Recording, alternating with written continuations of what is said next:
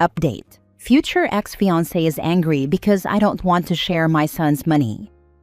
Original post. I, 35 female, met my fiancé 2 years ago. My son, 4, gets on well with him. And my ex-husband, my son's father, also likes him.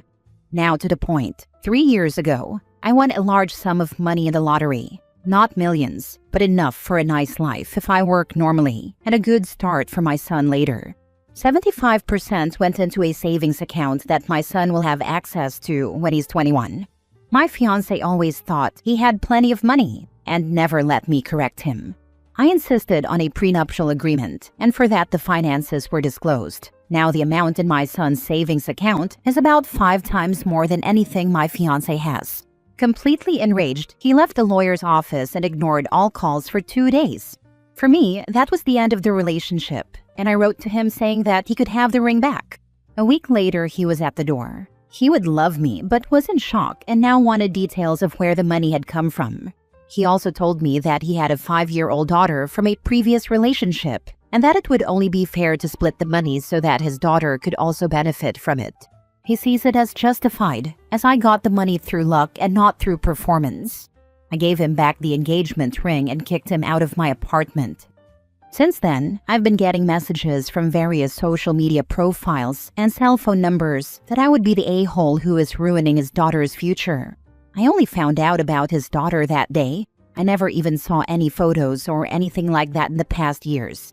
Edit. I probably have some explaining to do. In my country, lottery winners are never revealed. Sometimes they say in which region a ticket was bought, but never more. Apart from the financial security for my son, there is no sign of the win in my family. I used my part of the win to pay off debts and bought myself a car. Neither new nor anything special. We live in the same rented apartment, and I still have my job that pays the monthly bills. I treat myself to a 2-week vacation in Australia once a year, but never in luxury.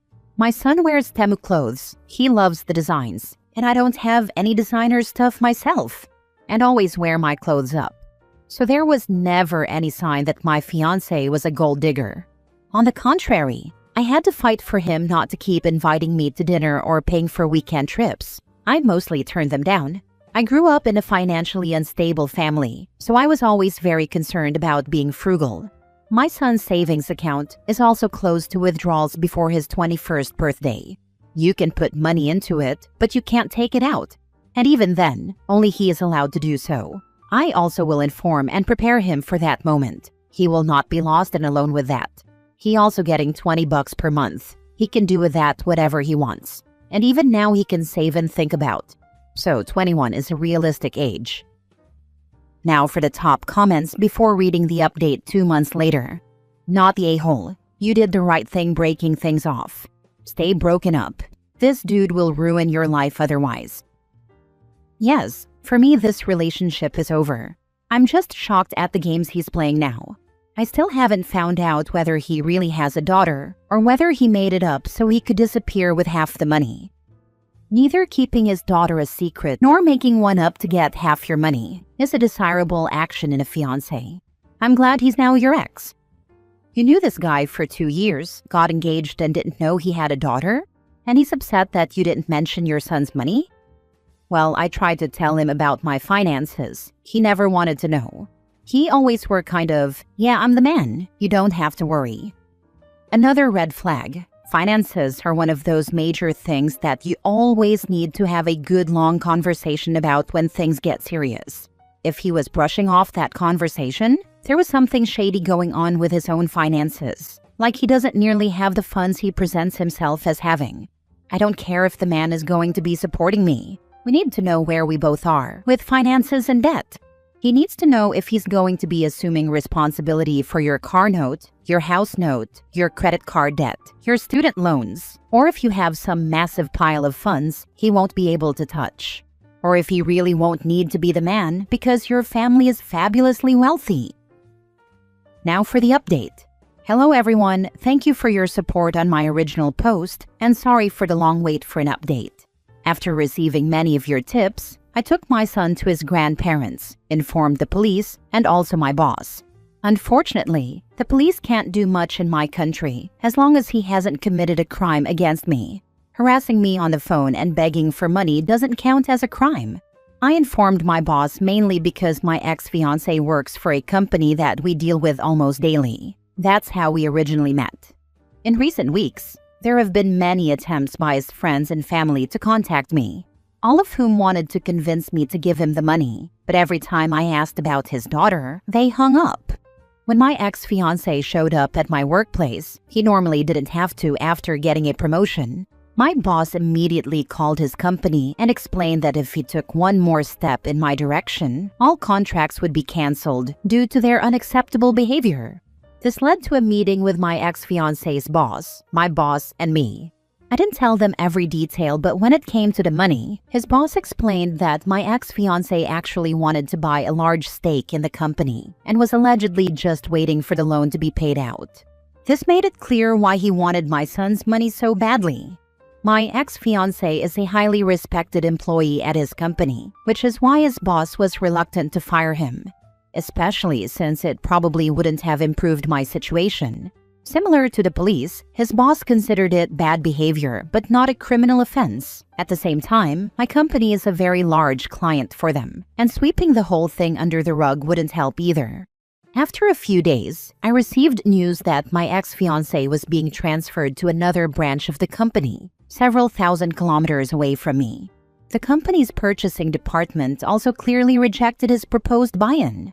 Afterward, I found out via social media that my ex-fiancé actually has a daughter. A friend was still following him on Instagram to keep an eye on him, and when she checked his tagged posts from the last 6 years, she noticed his ex. A look at her profile showed a girl of the specified age.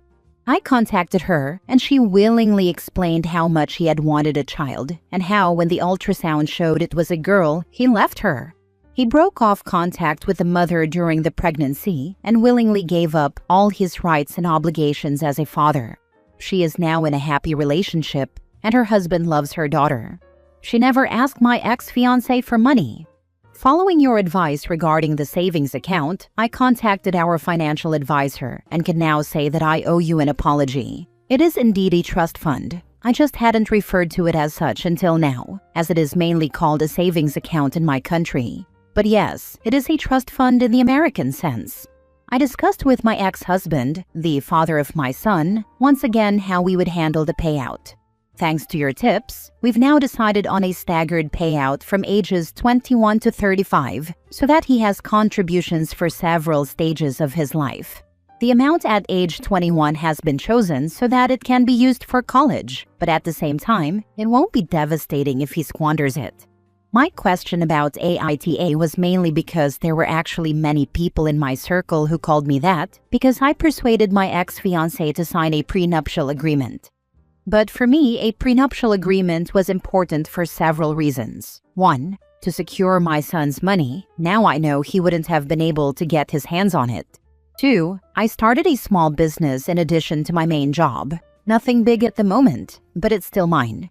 3. I'm saving money so that I can eventually realize my dream of owning a house in Australia, and I didn't want to lose that money to him in a divorce.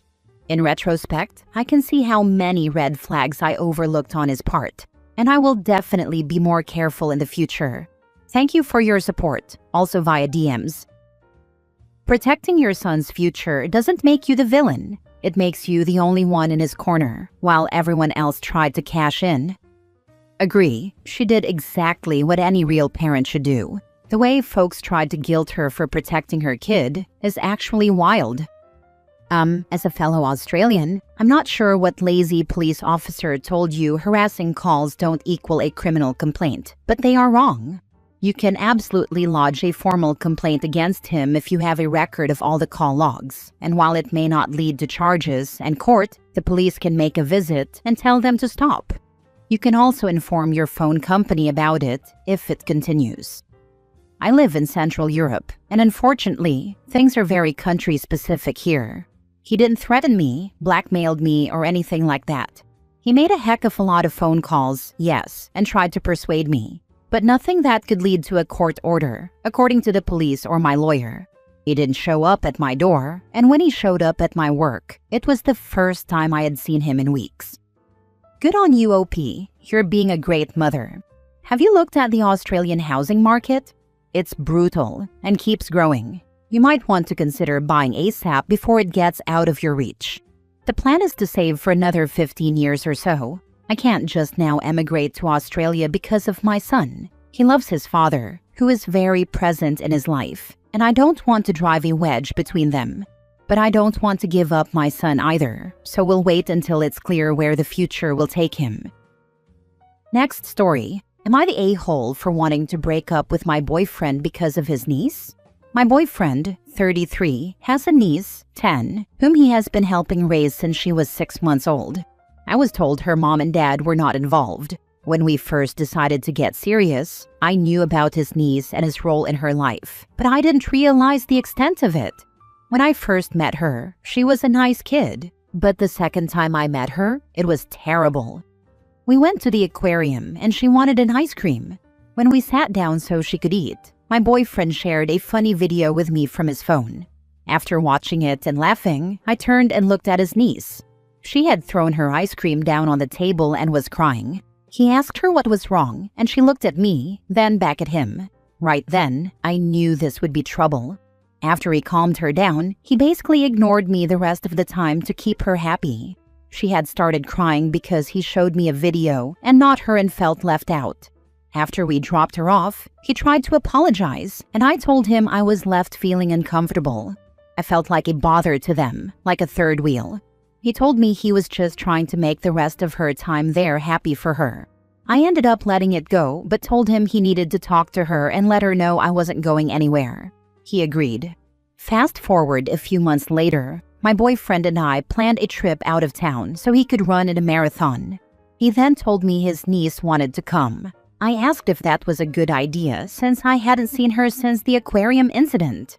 He said he talked to her and just wanted to have a good weekend. I agreed and decided to give her another chance. We picked her up that morning, and not even an hour into the trip, she was already crying. She cried most of the day, so his attention was, of course, on her. I tried to be sympathetic and let him do his thing, but I noticed that anytime he showed me any attention, she would start crying. I bought us tickets to watch a movie she had been asking for, but when we got there, she cried and didn't want to watch it. That night, she had agreed to sleep in her own bed, but when she saw my boyfriend lie down next to me, the waterworks started again. She didn't want him laying with me. He then jokingly told me, "Hey, I'm gonna sleep with Crybaby in her bed, okay?" I was fuming because I knew it was intentional. She had been sitting there fine until she saw me and him together. I was furious because instead of talking to her, he gave in. The next day at the mall, he and his niece were holding hands, walking in front of me, basically leaving me out while they chit-chatted and enjoyed each other's company. By the end of the day, my boyfriend asked, "What's wrong? You've barely spoken a word to me." As if I could. Later on, when he was finally talking to me and showing me attention, his niece kept interrupting us. I knew once again what she was doing. Now that the trip is over and I've replayed everything in my head, I want to end this. However, I know he's going to throw it in my face that she's a little girl who has abandonment issues and is just scared of losing him. I understand that, but I don't agree with how she's being raised. I don't think she should be getting her way every time she cries for something. Am I being harsh? Does that make me the a-hole? Now for the comments. Not the a-hole. Your boyfriend will just have to wait until niece grows up before he can get serious with anyone. You don't have to put up with this. And don't be afraid of him throwing it in your face. You just need to stand up to it and say no. This is final. I'm not interested in living in this kind of scenario. As if his niece won't continue to ruin his chances of finding a partner well into adulthood. And no, I'm not blaming the kid at this point. The blame is squarely on the boyfriend for indulging this behavior. Who the kid grows up to be if this type of behavior continues to go unpunished remains to be seen, however. Not the a-hole. It sucks because he's failing his niece more than anything by enabling her and not setting boundaries. There are ways to include her without excluding you, and your boyfriend can't seem to understand that. Honestly, it wouldn't be worth it to me to stay to try to figure it out. Life is short. Completely agree. He probably would throw it back in your face, but that's even more of an indicator of how he handles conflict. Also, if you guys were to stay in the relationship and possibly have kids, he isn't showing that he has good boundaries. Last story. Am I the a-hole for not wanting my partner to sniff test my crotch anytime I've been out? Okay, I know this sounds ridiculous. It is ridiculous. I can't believe I even have to write this, but my partner, 25 female, insists that I, 26 male, would only have a problem with her wanting to smell my genitals when I come home if I were trying to hide certain smells. We've been together 4 years, lived together for 2, and there's no history of cheating. But she's always been quite jealous and paranoid. Over the past 7 to 8 months, however, it has gone crazy. She checks my phone constantly, which, fine, there's nothing to hide, but it does feel invasive. If I'm out with friends, she tracks me and expects me to check in constantly. If I take too long to reply, she accuses me of all sorts. If I'm late home, she thinks I've been with another woman. But about 8 months ago, this started. I had been out with a few mates at the pub. Unfortunately, my phone died, and I actually cut my night short because I knew she'd be going crazy. I got back, and straight away, the questions and accusations were flying. After explaining myself 5 or 6 times, she suddenly stopped, stood in front of me, then got on her knees and started pulling down my trousers. Honestly, I thought I was about to get lucky for a second, but what actually happened is she started to sniff my crotch and seriously examine my genitals for signs of sex. WTF. She later apologized for it and said she was just upset, but now she's been doing it on a weekly basis. When I tell her it's crazy and she needs to stop, she insists I would only mind if I thought she might smell something. She also said I'm welcome to sniff hers anytime I want to, but yeah, no, that's just freaking weird. She won't accept that it's batshit crazy behavior, so I'm hoping Reddit can help me show her that it very much is. So please, for the love of God, tell me, am I the a-hole because I don't want my girlfriend constantly sniffing my crotch to check if I smell like sex? It's really the level of paranoid that is pathologically unhealthy. Would be a deal breaker for me personally. Honestly, it's getting to that point. She doesn't think she needs therapy. It hasn't always been this bad, and aside from this, she is amazing and I love her more than anything. But I don't know what to do anymore. Not the a-hole. This is abuse. Read this back as if a man was doing this to their partner. Then ask yourself why you are putting up with this level of abuse when everyone here would tell a woman going through this to run as fast as they could out of that type of relationship. She seems to think she'd be absolutely cool with me doing it if it was the other way. I assure you that if this was the other way, you would be facing SA charges and DV charges. Do you see what I'm getting at here? Seriously, run. I am a woman who has been in abusive and controlling relationships. This will only get worse. Get out now. I would honestly, seriously consider therapy for yourself to understand what you've been through and to contact the police. This is not okay. This is abuse. She is perpetuating abuse towards you, and you need to put yourself first here, not your abuser. Yeah, to be honest, I think I've definitely been downplaying it all in my head and making excuses for her. I really wasn't expecting some of the comments I've been getting. I know how bad it is. I just really do love her. And apart from this, when things are good, they're great, you know. I'm really not sure what to do.